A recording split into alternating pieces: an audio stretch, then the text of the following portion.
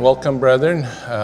Happy to be able to see you and greet you and welcome you to another Sabbath afternoon study. And all of you on the live stream and so on, a special welcome to you. Okay, so our title today is Sleepy Virgins. The highest and opening thought is going to be from 1 Code 17, page 1. The highest, greatest work. The Lord designs that the presentation of this message shall be the highest, greatest work carried on in the world at this time. Quoted from Testimonies, volume 6, page 11. The Lord designs that we all have a part in this greatest work. Sister Brown mentioned the children. You know, the children have a work too here at Bashan. Just as she saw them and she was enlivened, they do add a life to the place and to individuals. You cannot be around the children shouting and carrying on at recess and so on and not feel that energy. They are a blessing, brethren. There is a purpose for the children. But there is a purpose from the children up to everyone else. We all have a part in this work. It's this greatest work that has ever been. And it is not limited, of course, to us here at Bashan. It includes everybody, every Davidian everywhere. No one gets a pass on this work. The Lord has given us a mission to sigh and cry. He has required us to do this on pain of our own life. There is a death decree. It is not just aimed at the church. Even more seriously, that death decree applies to us, brethren. But it's more than a death decree, it's also a life decree. Because if we do what the Lord has asked us to do, we will receive the seal. We will be then ready to live life everlasting, first in the kingdom, then in heaven, and then in the new earth. It's a very good plan that the Lord has for us. But we're sleepy and indifferent and lethargic, many of us, probably in the Lord's eyes, all of us. We have lots of things that come before the greatest work. How could that be? If this is the greatest work, how could anything be greater than that? Well, lots of things are greater than this work, practically speaking. Pretty much anything that we care about in our own life, it's greater. It takes up a greater amount of our attention, concentration, time, and so on. That's just the way it is, and that's why we're sleepy virgins. And it's a bad situation to be, because even if we have the light, it will not do us any good if the light is not turned into light in our lamps. It will do no good. And we're going to see a few statements along this line. And I want to invite everyone to be a full-time Davidian, to stop being a sleepy virgin and to become a wide awake, wise virgin. We cannot afford the risk of being sleepy virgins at this time. This is a very dangerous period in the earth's history. We have come down to the very end of time, the very end of time. So many prophets and ministers and workers would have loved to be in this time that we are in. We sleepy virgins today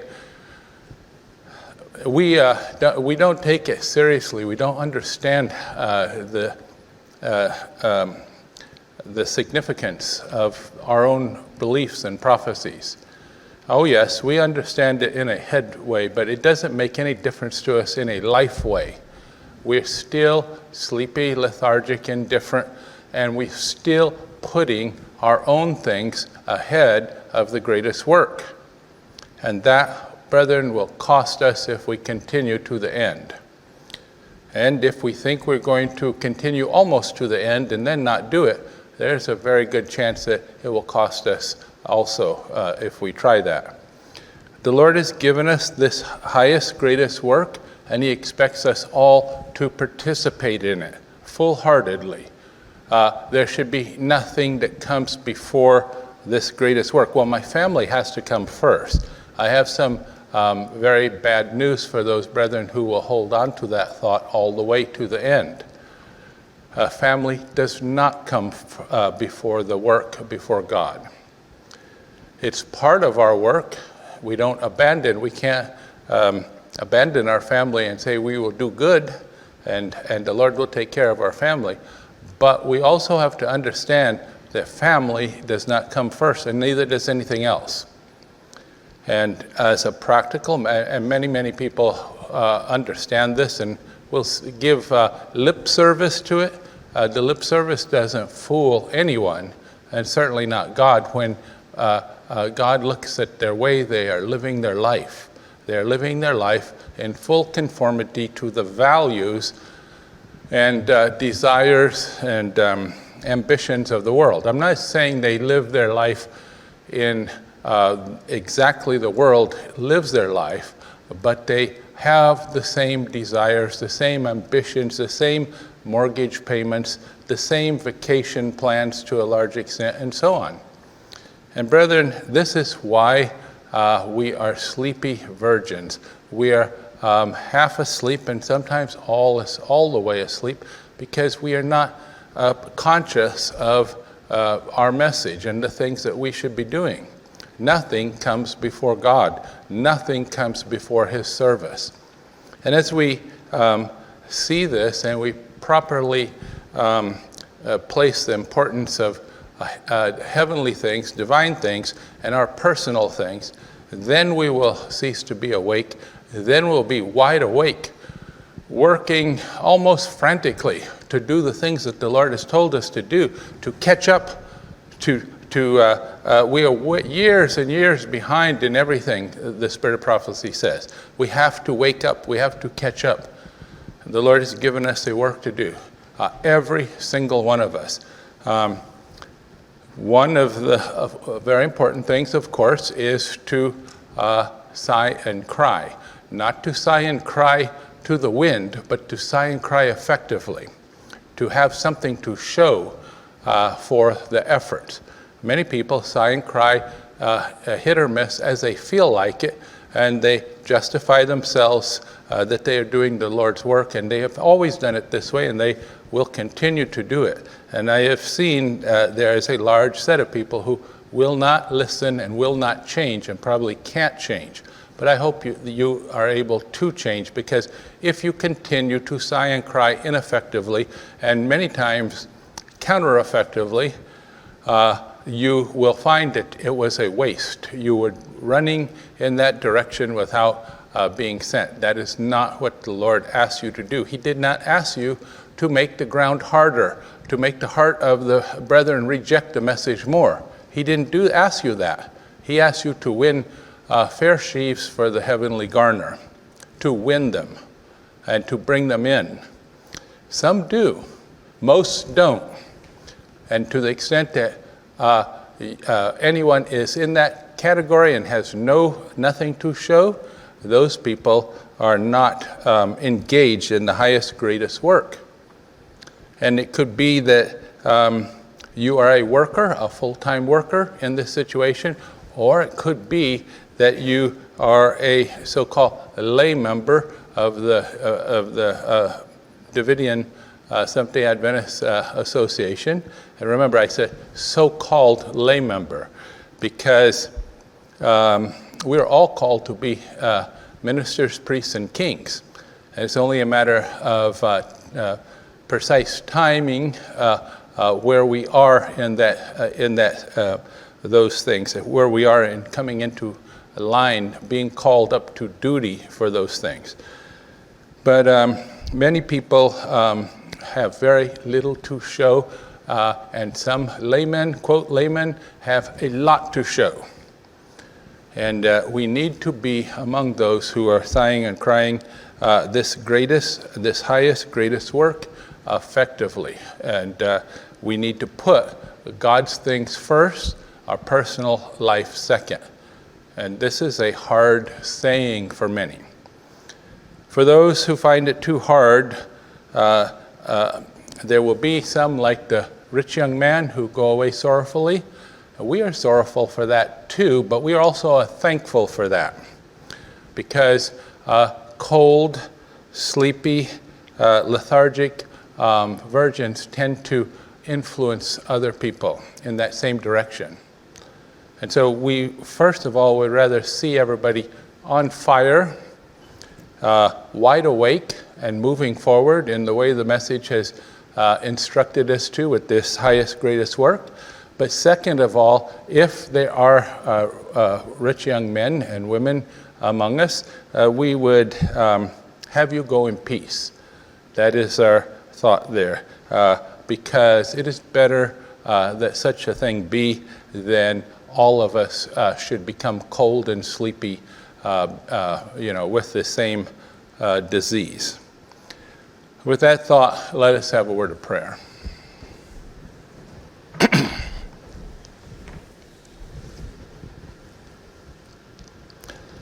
Our Father in heaven, we thank you once again that we have the privilege of bowing before thee wherever we may be today. We thank you for the beautiful message that you have given us. We thank you for inviting us to have a part in this highest, greatest work. We pray that you will somehow touch our hearts that are cold and indifferent,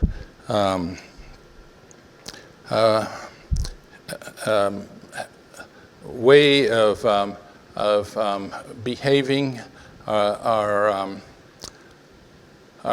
putting our own personal things higher than your work, that these things will change, and that we will be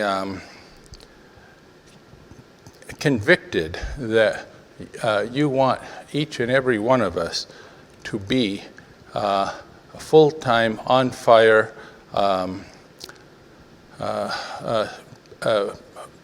brethren who are practicing this message and teaching this message to all that they have the opportunity to give it to. We pray that you will be with those brethren who have asked for special prayer, those families who have special situations and needs, that you will be with each and every one of them. And we also pray for those who are bereaved, that you will comfort them, and that they will be strengthened to continue on in your service. We pray all these things in Jesus' name. Amen.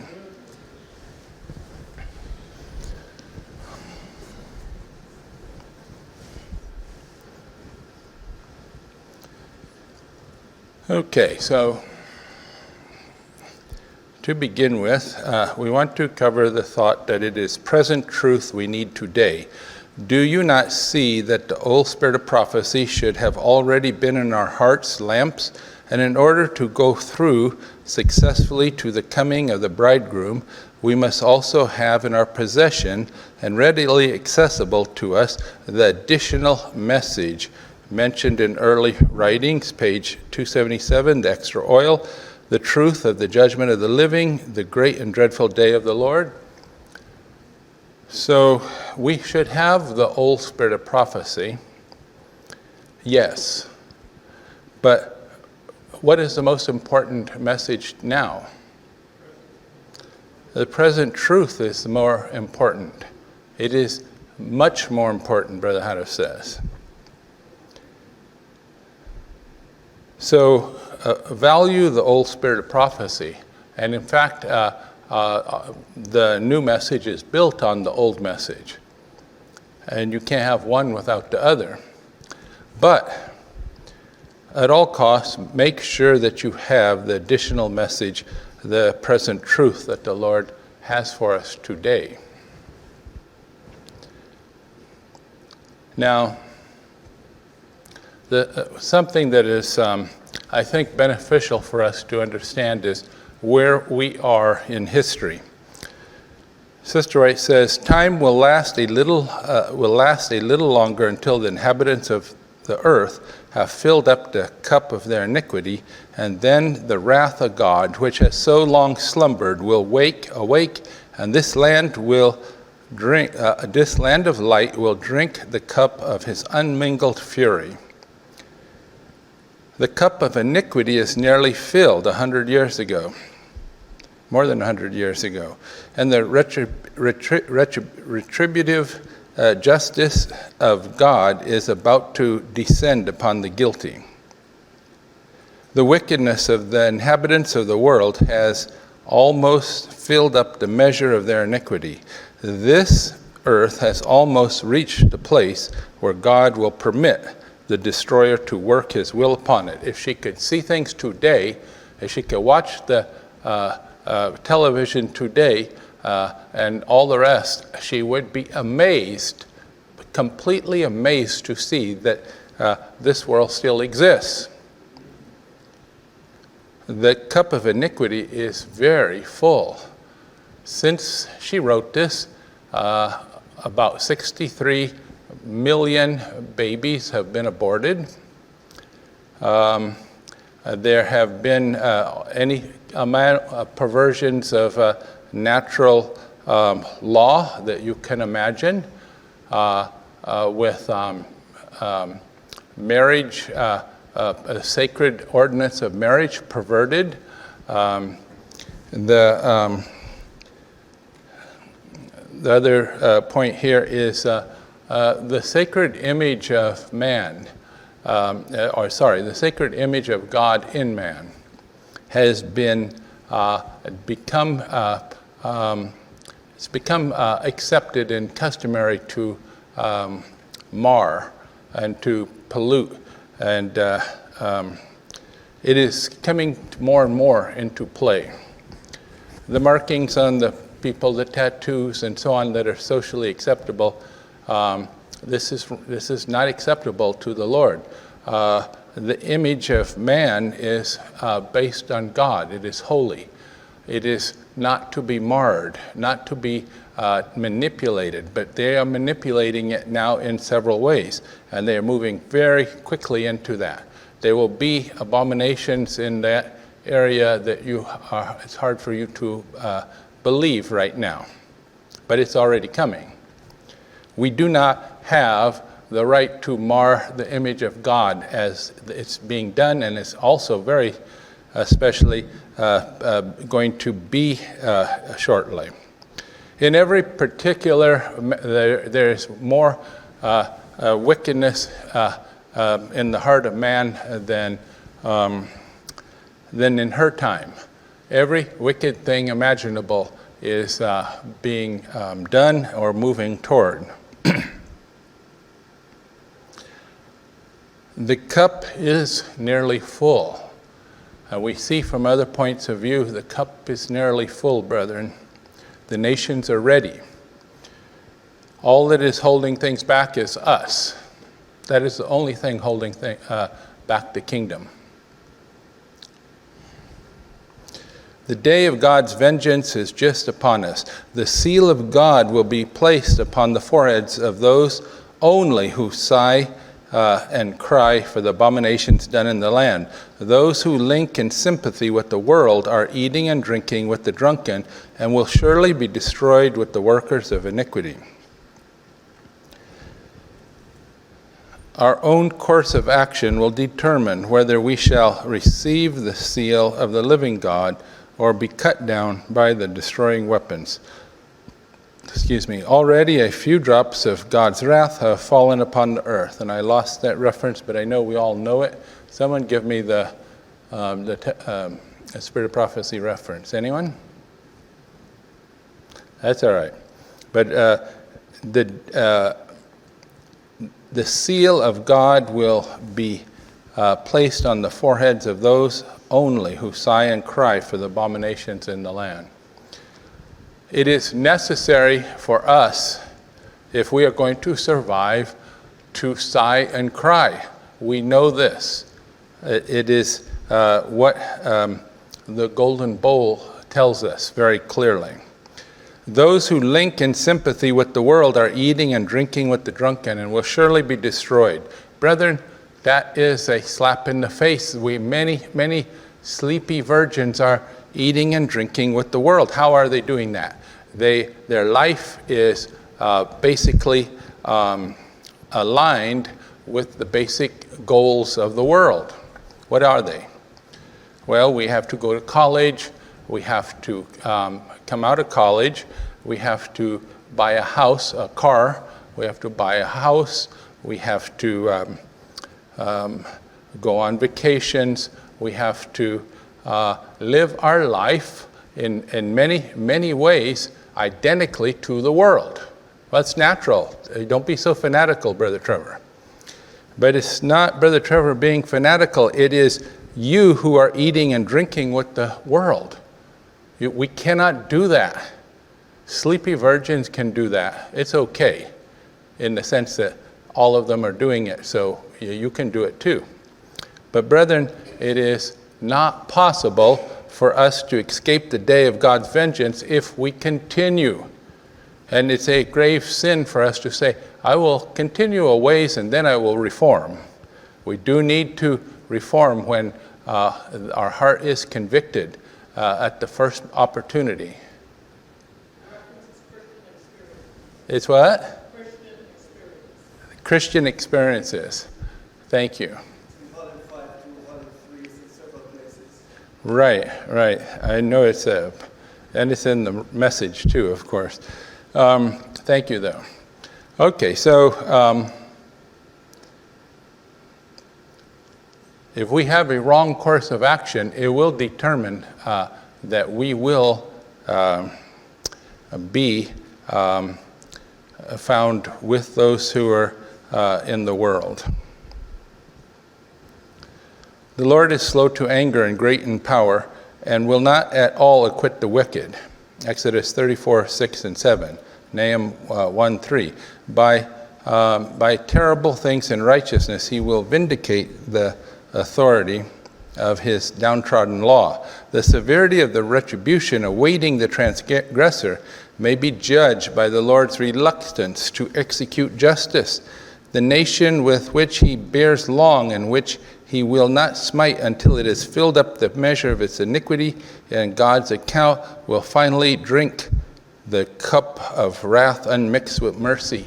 Now, Assyria falls. This happens in the first stage. When we put away our idols and get our work done.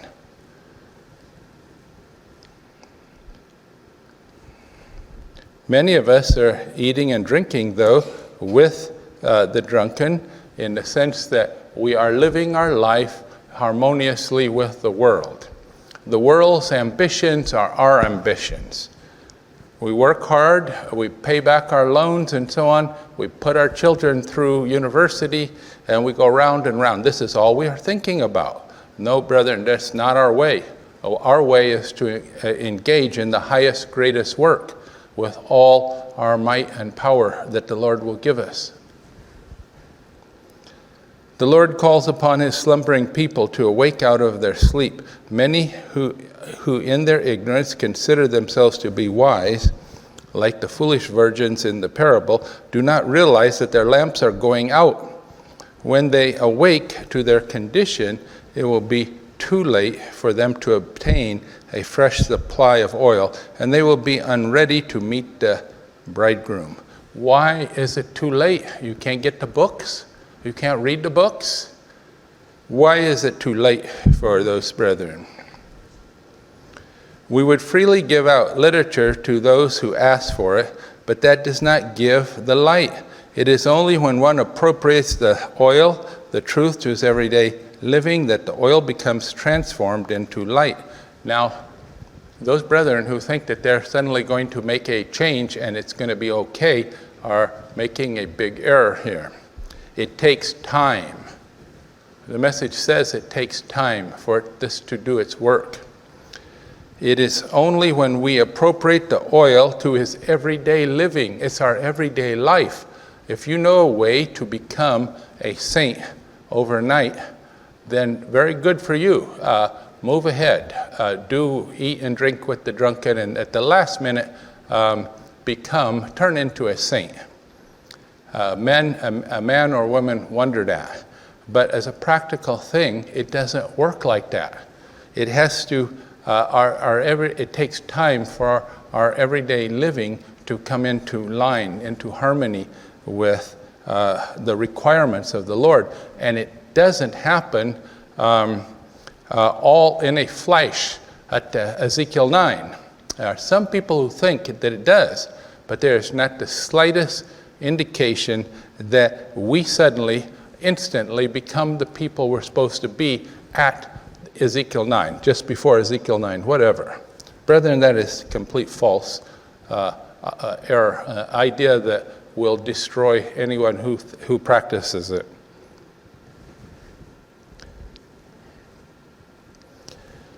Let us say now that we have the extra oil and those represented by the foolish virgins come to us and plead that we share the oil with them.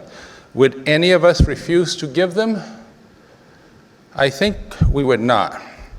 But in the parable, the wise woman told the foolish woman to go and buy for themselves, for they had only enough for their own use.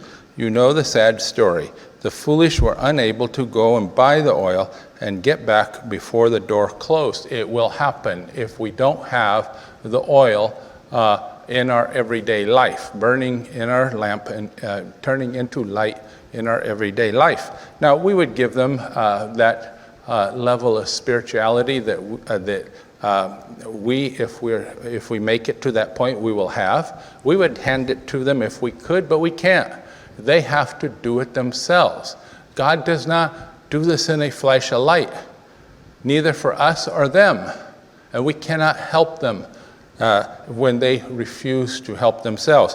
Go for many years in a half-asleep condition, and then suddenly decide that we want to do differently, we will find it is too late. We will find that there is no more opportunity. And regardless of whether Bashan wants to give you whatever, we will not be able to change you overnight into the person that you want to be. It is impossible. You must pay the price starting right now, right as you hear these things, right as the Holy Spirit convicts you of these things, you must start to pay the price. Studying and believing alone does not open the door. We must comply with all the requirements. Pay the price, in other words. And we cannot steal the oil.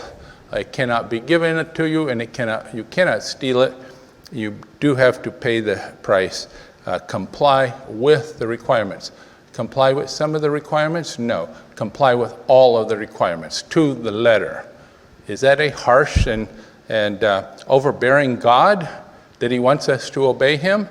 No, because it is only our sinful nature that thinks it's such a harsh thing. To obey God in every particular is not a hard thing. It's a light thing for the angels, for the unfallen beings. It's only large in our minds because our fallen nature is so strong in our minds. And as you progress, the things that seem so hard in the past recede into insignificance. I had a problem with that, but that's a long time ago, and I don't even think about that anymore. That problem, whatever it was. And that's how we'll be, and it will not be a heavy load to bear. Obeying every requirement to the letter is not a hardship once you start moving in that direction. Now, if you don't move, you don't feel like making the effort, don't want to pay the price, there's some bad news we have for you from the rod. If you have come up to this state of knowledge and then you don't want to continue, either you want to go to sleep or you want to divert or whatever, there is some bad news here. If we fail in this most important work since the world began, the blazing, penetrating light that is shining on our pathway and that God has given us, shining on our pathway at this time, shall turn against us like a consuming fire, and instead of making us wise and shine as the brightness of the firmament and as the stars forever and ever, Daniel 12:3, it will burn both our root and branch. Brethren, if the light doesn't save us, it will condemn us and destroy us. We don't have any safe way to turn back. There's no way to get out of it. We have come up to this point. The Lord has given us this knowledge. He has called us today to the knowledge of what He has given, this wonderful message, this incredible light. And anyone who wants to stay sleepy, who wants to ignore these things, to run with the world in all of the things of the world, these people are setting themselves up for this situation, and it will happen without fail, just the way the Lord has told us. So, you had a chance before, when you were in the world, maybe, you had a chance not to be under this message, but now you don't. The Lord has given you a wonderful opportunity to be part of the highest, greatest work that the earth has ever seen. Amen. And you don't have an opportunity to turn away and say, no, thank you. I think I'll just take it easy. I'll just kind of drowse off here and so on. We don't have that chance, very seriously, brethren. And so I encourage you to take this thought very, very seriously. Choose poverty, reproach, separation from friends, or any suffering, rather than defile the soul with sin. Death before dishonor or transgression of the Lord's law should be the motto of every Christian. We are called to meet every requirement to the letter. Choose poverty, reproach, separation from friends, or any suffering, rather than defile the soul with sin. It is a life or death decision, brethren. It is, on the one side, we see the abyss here, and on the other side, we see heavenly rewards for eternity with God. But many people will still be asleep. We have sleepy virgins, brethren. Their mind is filled with the things of the world. All the burdens of the world, all the so-called little pleasures of the world, all of these things are what is occupying their attention. But I hope that we all will choose death before dishonor or transgression of God's law. The death of the body is nothing, and we should think of it as nothing. It's something that we will not deliberately throw ourselves into, but it's nothing compared to eternal death. That's what the situation is. To die and be saved is a great victory. To live and then die in the second death is a great loss, an eternal loss, forever and ever. There's no comparison. The world has nothing for us. If we really care about our message, our doctrine, we will understand that. We will understand that the things of God are far, far more important, far better, far more rewarding. We are going to be far happier with God's things than the way of the world.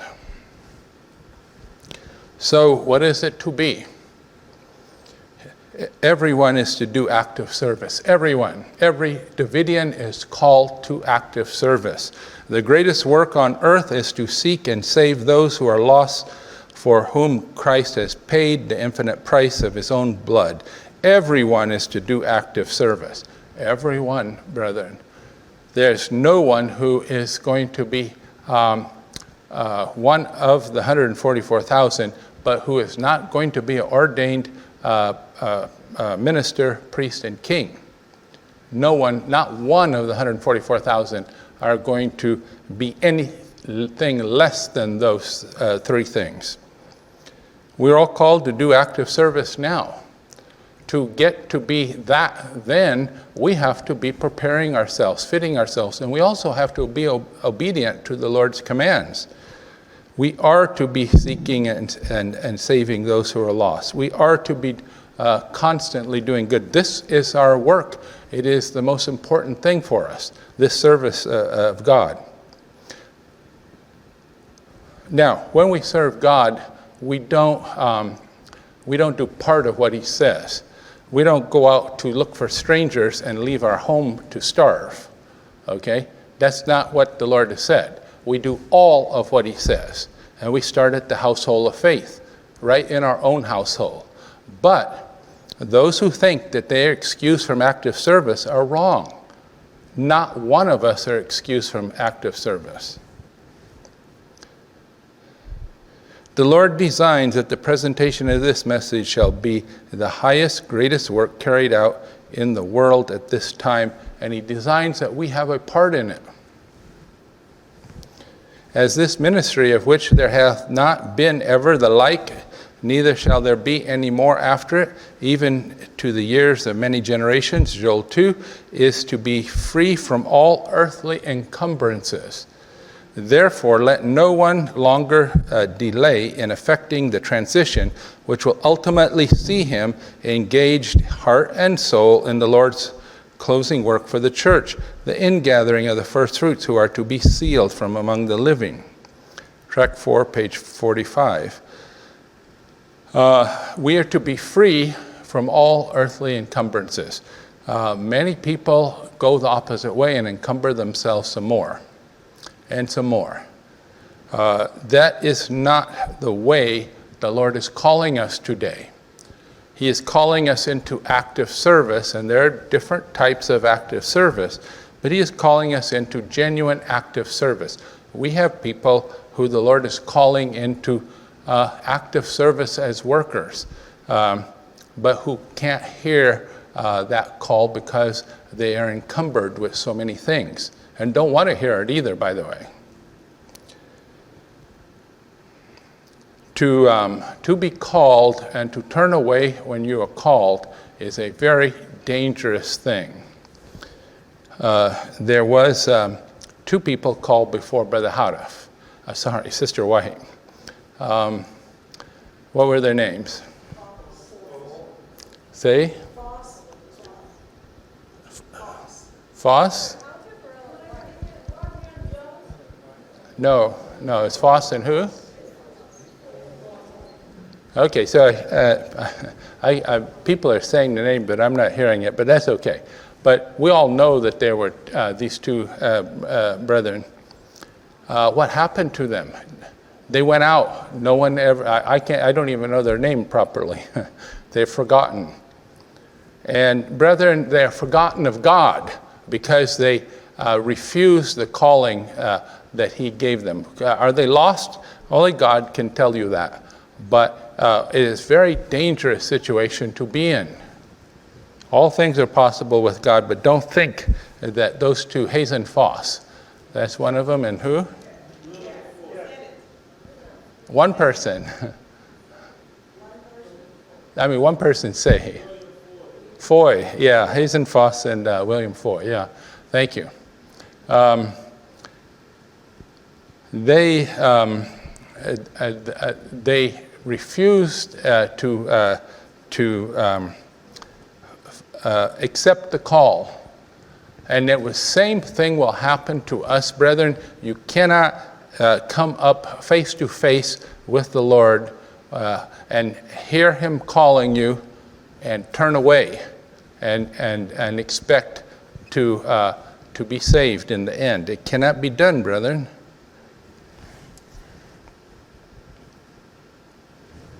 Nothing should be allowed to interfere with your eternal welfare.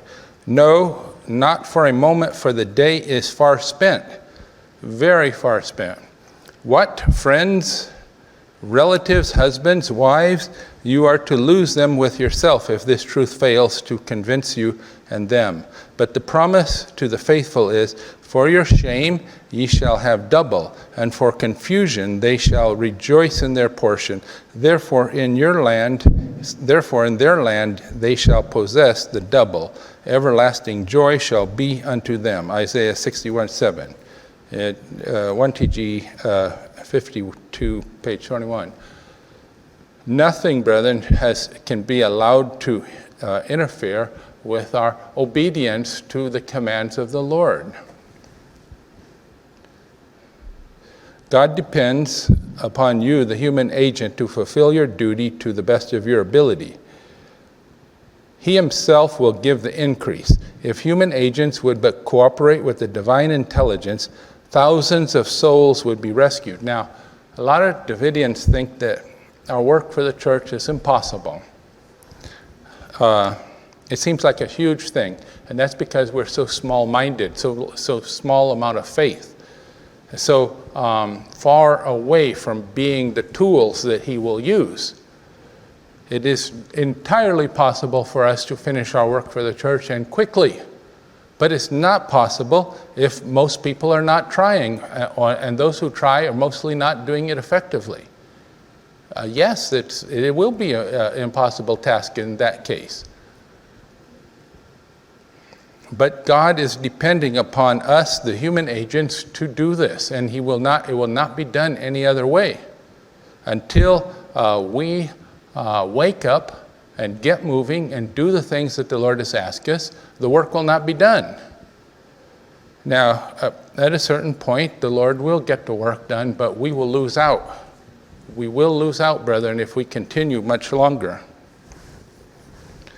The time demands greater efficiency and deeper consecration. So we have some very powerful ways of working for the church, and more coming out, by the way. We do have greater efficiency, but that would do nothing if we don't have deeper consecration. We need to be able to have people go and do wholeheartedly, committed, month after month after month, going out and doing the sighing and crying in the more efficient way that the Lord would have us work. The Lord would have us actually accomplish things. He doesn't ask us to go through the motions. There are some people, some associations who feel like just going through the motions is the key thing. That's not the thing, brethren. What is necessary is for us to work with greater efficiency and accomplish things. The human agent has to accomplish the work hand in hand with the Lord, or the work won't be done. To have fair sheaves for the heavenly garner. How to have fair sheaves for the heavenly garner. First, make friends. Be cheerful and calm at all times. Imagine many Davidians to this very day going out to sigh and cry in the church. They are not cheerful, and they become agitated and aggressive very often in the midst of their conversations with the people in the Sabbath school and so on. Did they listen to what the Lord said here? First, make friends. Make friends, it's the first thing. Be cheerful. Who do you want to talk to? Who do you want for a friend? A cheerful person, or a person who is moping around, very sour-faced, as it were? Maybe they're really a nice person inside, but we judge them by their face. The people who don't know us in the church will judge us. And we do have to be cheerful, and we have to look cheerful and act cheerful. And then, of course, to be calm. You're not going to win fair sheaves with hot arguments. And that is a common thing. Many Davidians can constantly, and even after we talk today, the next week you will go out and do the same thing, brethren. Many of you will if you get a chance with someone to argue with. And people don't argue in private, they argue in Sabbath school, so many people can be turned off at once. Measure your words by the golden rule. If you will do to others what you would have them do to you, you will have. How do we want to be treated? We want to be treated courteously, in a friendly way, in a kind way. If we act that way, we will be fulfilling the golden rule. If you will do to others what you would have them do to you, you will have less trouble, greater joy in life, many friends all around you, and this is the key, fair sheaves for the heavenly garner. Now, if we put ourselves in the place of the Adventists, maybe the Sabbath school leader, we are the Sabbath school leader, and somebody is harassing us and asking a bunch of questions, distracting us from the short timeline that we have to go through the lesson and so on. Can we understand that they don't appreciate that? We wouldn't appreciate it if someone was doing that. What if they got aggressive? And that happens all the time. So if we listen to Brother Harif and follow the golden rule, we will have less trouble in doing our work. And there's some Davidians who have made sighing and crying a real burden to themselves and anyone else around them. We have less trouble, greater joy in life, many friends all around you. How many Adventist friends do you have? Many. You must have many Adventist friends. How long does it take to make a friend? 3 minutes? You just look at someone and say, "Hi, what's your name, what's your address?" and you got a friend. Does it work like that? It doesn't work like that, brethren. But as you spend time and you get to know each other and so on, you will have the joy of knowing that you are making friends in the way the message requires us to do. As God called out Israel from Egypt anciently, just so now God is calling his church out from worldlings and worldliness to be separate, a separate, peculiar people to his honor and glory. Yes, he is calling out the church, but brethren, it's hard for us to do that, to call out people from the world when we are enmeshed in the world ourselves in every regard, and especially heart-wise.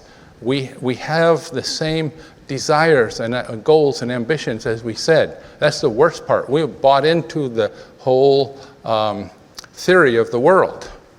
And it's perfectly normal to want to do these things, Brother Trevor. Yes, it is. It's perfectly normal for the world. It wasn't perfectly normal for John the Baptist to want these things. We may not have to go to the extreme of John the Baptist, brethren, but we are mistaken if we think we can be full of the world's ideas and desires and be this separate, peculiar people that he is calling us out to be. Those who hesitate to devote themselves unreservedly to God make poor work of following Christ. They follow him at such a distance that they do not really know whether they are following in his footsteps or in those of the enemy. Brethren, this is a characteristic of the sleepy virgins. People are following at a long distance, and it's not accidental. They don't want to pay the price. They don't want to actually be doing everything to the letter, all the requirements to the letter the Lord has asked them.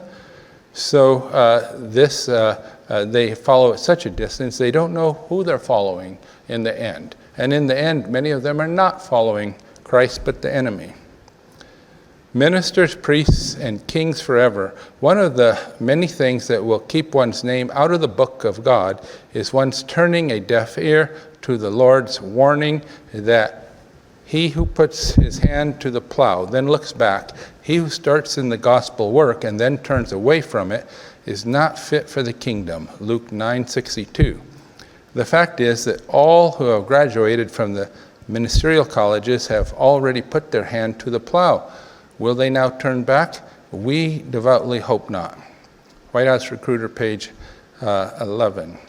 Now, this applies to all the ministers, the proto-ministers, priests, and kings in Davidia.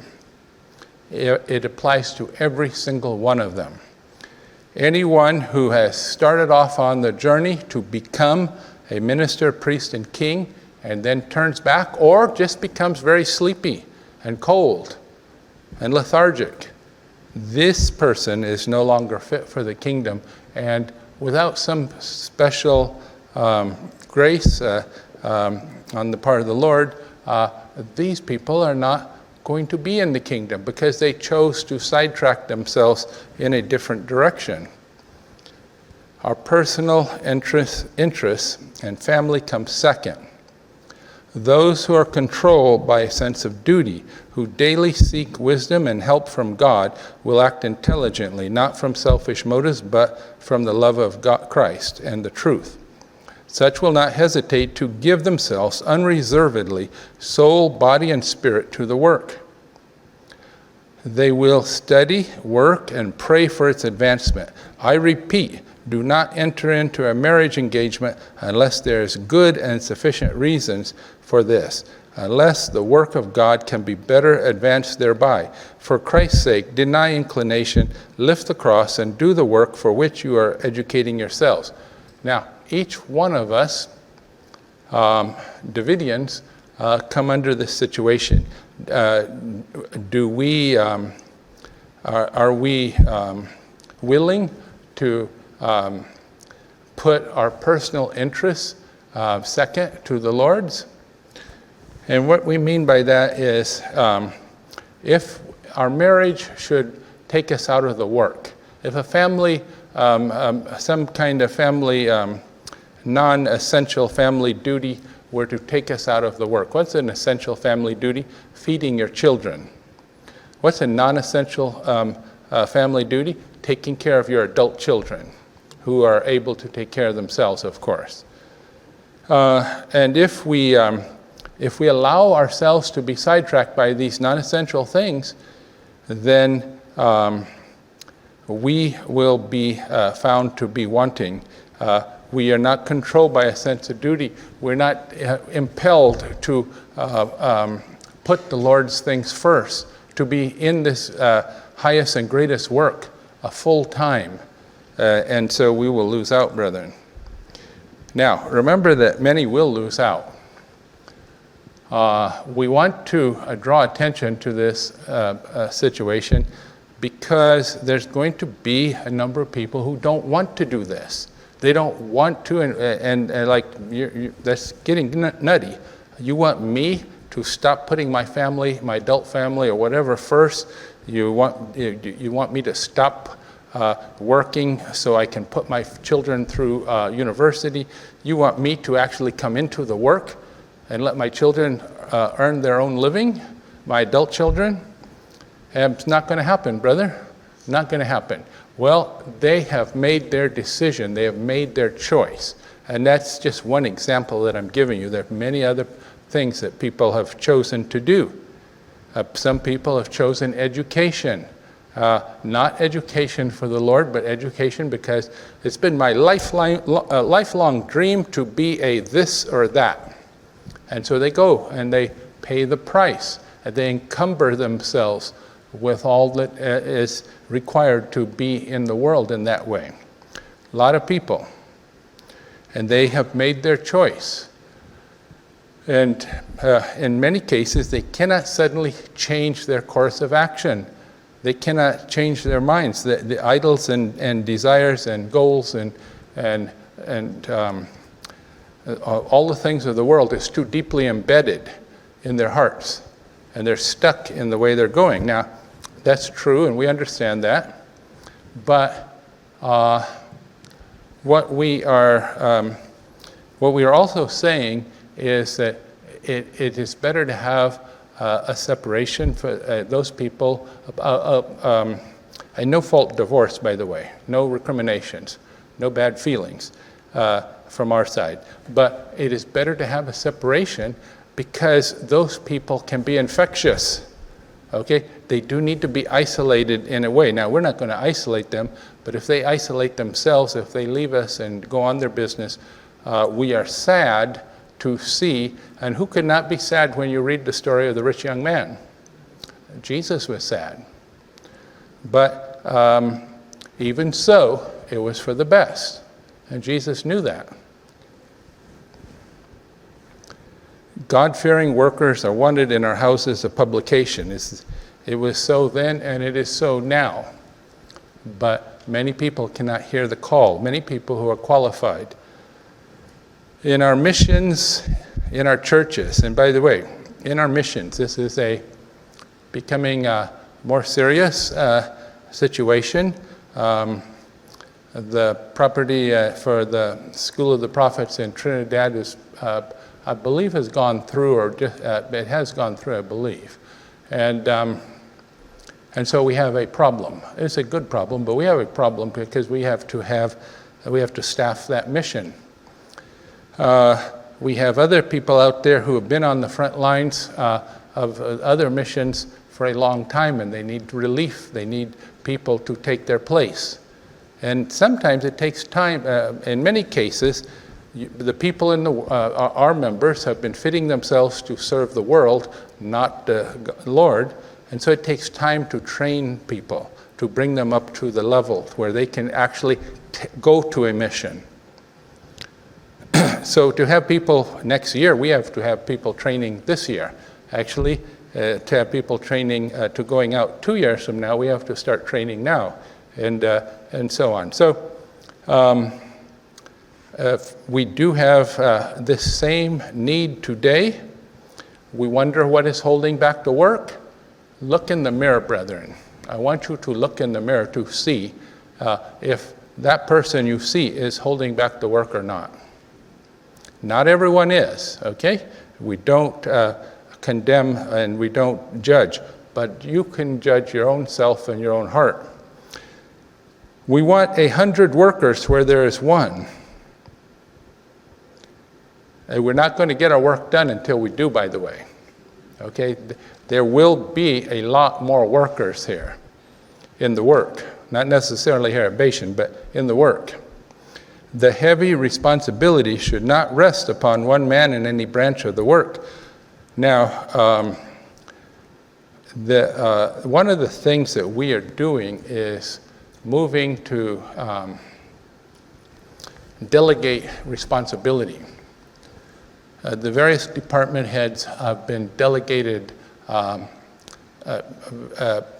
very large amount of responsibility, and they act to a large extent. Within that delegated responsibility, they act on their own, and rightly so.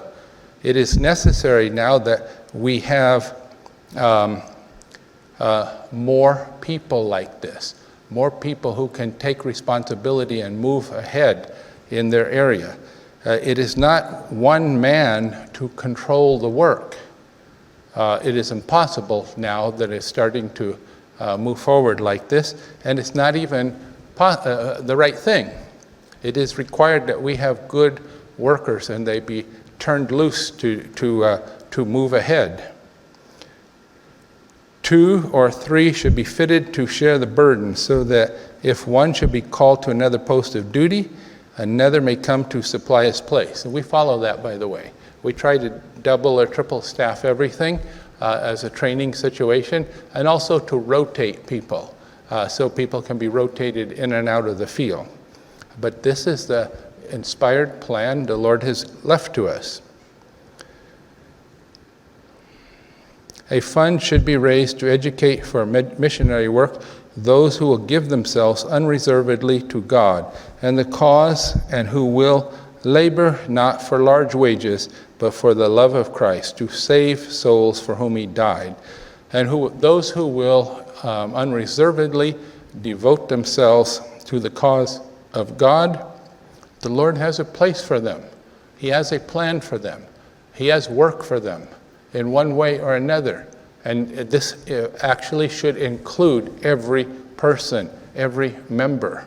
We should all be in this situation. And let me say this.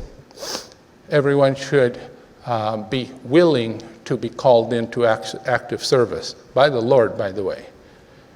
There are people who have many superior abilities and excellent educational backgrounds, who could be a powerful,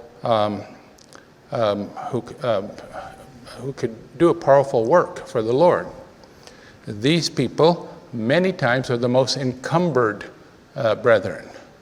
They have not made efforts to free themselves, but rather they pursue a course that entangle themselves even more. And that's one reason why we read that few great men will be, women will be part of the work. These people have other things on their mind many times. That's not necessarily always true, and we encourage everyone to see what they could offer the Lord. See what you can put on the altar there for the Lord. And not one person who is a Davidian should hesitate to put us all on the altar and step forward if the Lord is calling and say, "Here am I." Okay, here am I. And take me, use me, send me. Not one Davidian should hesitate. Now, not every Davidian will go in the same way at the same time, but we should be willing. Everyone should be willing. From all appearances, it looks as though we're very, very close to the fulfillment of these prophecies. Now, the world doesn't look really good, brethren. People have forgotten the Ukrainian war in a way, but all the feelings you had at the beginning of the war are still valid today. It is a very dangerous situation. Now, this doesn't mean that the Syrian war is about to start and so on. That is a separate issue. But what I am saying, though, is the world is ready. Many things are ready to happen. And they must happen. You can't jump to event D when you haven't had event A happen. And one of the most important events that must happen is that every Adventist must be reached. And we need 100 workers where we have one now. We do have missions around the world that need people. And we're not just calling on people from the United States, by the way. We have senior workers from many countries joining in this and running the places, managing the places, and moving forward. And the Lord is calling on every Davidian to be willing to step forward at this time. Only one thing hinders it, and that is that we have not finished our work. Had we taken the message of warning to the church, this could all have been finished by now, for the nations are all ready. God will hold it until we get our work done. God will hold it until there's 100 workers where there is one. There must be more workers. If you thought that Bashan was just amazingly going to accomplish the work overnight with the people we have, you're wrong. We don't have enough people to staff our missions right now. We're moving forward, and new missions are coming up, and we're constantly in the process of buying land and establishing, at this point, new schools of the prophets. But and that will continue to the end. But we have to have people to run the schools. And those young men who come out of and women who come out of the schools, trained, eager, zealous, ready to go, they're going to do a great work. There's going to be things happen. Not just from them, from you too, from every member everywhere. But there's many different converging programs here that are going to come together not too long from now and result in some remarkable things going on. We want you to be part of it. Given the purity of this final message and the force given to it now in the sealing time of the first fruits, upon the purity of this final message and the force given to it now in the sealing time of the first fruits, hangs the fate of the church and the world. If it goes forth in company with pet theories and fanatical ideas, unsound doctrines, with fault-finding, tale-bearing, reporting, backbiting, and slandering, evil speaking, how can we dare think that it will charm the ear and turn the heart Zionward? And this is going to be part of our, this is things that we are going to live and die on, things that the Lord is going to judge us, and this is things that us as workers have to be not practicing, not guilty of. Pet theories and fanatical ideas. Well, you know, what does it hurt if I have some pet theories and fanatical ideas? Well, it will hurt you, brethren. Those people who hold those things, who do not want to walk in the light of present truth, but rather walk in their own light, their own ideas, fanatical ideas, and so on, it will hurt you, brethren. That cannot be. We cannot serve the Lord partly here. We do have to be wholly in line. Now, all of these requirements mean nothing to most people.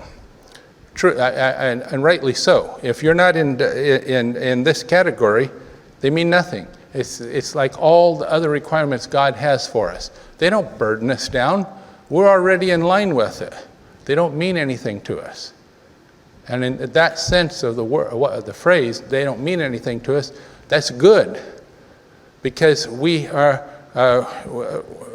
doing the right thing. We don't come into any conflict with these things. But brethren, it will be a heavy burden to those that have pet theories and fanatical ideas that they don't want to part with. Also, how can we have fault-finding, tale-bearing, reporting, backbiting, and slandering on the way to the kingdom? Who will be attracted to that? Who wants to hear that kind of thing? How will we win people in the church while we're engaged in those things? There's a whole set of Davidians who established themselves based on the sins of Bingham. The slandering, backbiting, reporting, and tale-bearing on the sins of Bingham. They're deeply enmeshed in it. How can they really expect to be blessed? They cannot be blessed by the Lord, though the enemy will bless them with those who are bitter, fault-finding, and so on themselves. There are people who like to hear those things, and they will move in that direction to get closer to that.